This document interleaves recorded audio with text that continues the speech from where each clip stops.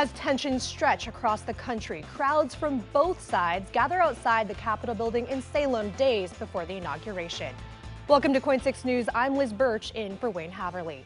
A group of armed protesters showed up at the state capitol this afternoon, along with counter-protesters, but the groups were small. They echoed some of the messages they heard when Trump supporters stormed the U.S. Capitol last week. Our Jennifer Dowling is live right now with the details. Jennifer, tell us what you're seeing in Salem tonight. Good evening, Liz. Well, those groups were not as big as they thought they might get. We did speak to some of the protesters there, and this was what one of those armed men had to say about why he was out this afternoon. They can do what they want to do. I mean, we're not here to raid it. I don't know what they were expecting. We're just people that are here to peacefully protest. We're not obviously railing against the fence or trying to rip the boards down. That's not who we are, and that's not what we want to do. We're peaceful.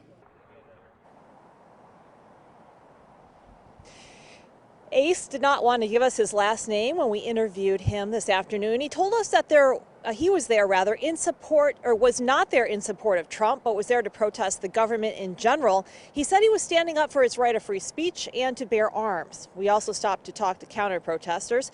Kathleen Schrum came with a sign to protest white supremacy. She told us that she was relieved that the Trump presidency was coming to an end and that Joe Biden had been elected president. I am just so grateful he was elected, and I am so grateful that Trump was not successful in his coup attempt. I did not want to see him become, well, dictator.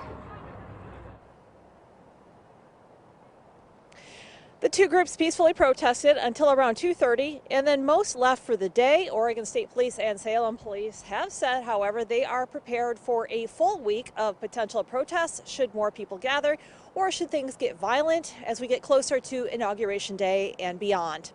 Back to you. All right, our Jennifer Dowling reporting live tonight in